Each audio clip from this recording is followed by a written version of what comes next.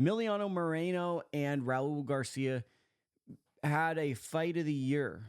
It would be the fight of the year if we didn't see Lester and Martinez versus Christian and Billy a couple of weeks ago. If that fight didn't happen, and I think there's an argument to be made that this is a more entertaining fight that should be nominated as the fight of the year. I just think that sometimes when you get two really exciting fights where guys are going back and forth, trading punches, fast paced, a relentless, unhinged fight, tie goes to the more consequential fight, right?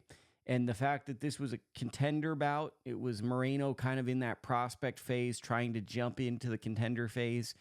And then you have a fight between Billy and Lester Martinez, which is essentially a title fight. It's an interim title fight. That's going to probably overwhelm, or that's going to get the nod for most people.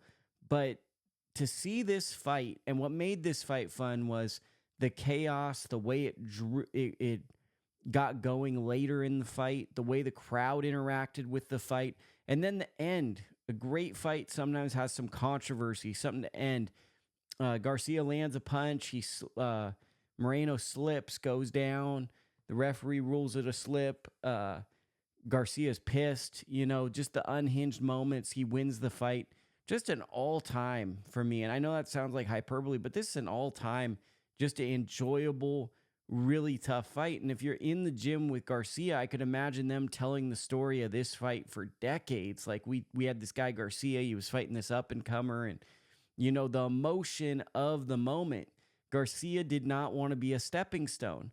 And he fought this fight not as, oh man, I'm fighting a prospect, as, oh no, I need to guard my position into being a contender. I'm not going backwards. And that was so friggin' refreshing. It's refreshing to see people approach things like that. That's one takeaway.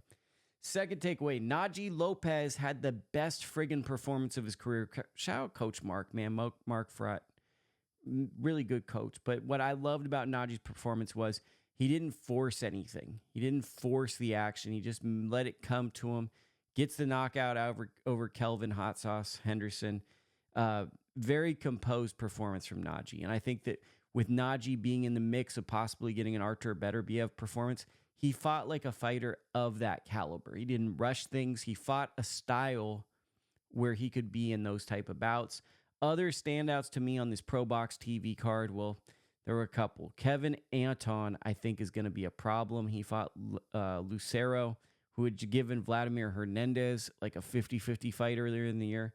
He stopped him, and that's pretty impressive. I believe this fight was even taken by Anton on short notice, which is pretty friggin' impressive. He's going to be a guy in 2026. He's going to be a guy. He's a top guy. I think he's a real problem for up-and-comers, real good young fighter. I think he's someone to keep your eye on. Another guy, Anthony Cuba, breakout guy on ProBox. He's not without his flaws, but he's going to make great action fights. And there's always a place for fighters like that. So I think Anthony Cuba is someone to keep your eyes on. Let me see who I'm forgetting, because there was one other fight. It's Amador Mendez is who I'm forgetting. Got buzzed in the first round, comes back and wins the fight. That's a pretty impressive performance too. Young guy. Yeah, so he got a win against a guy, an up-and-comer, in kind of a 50-50 type fight.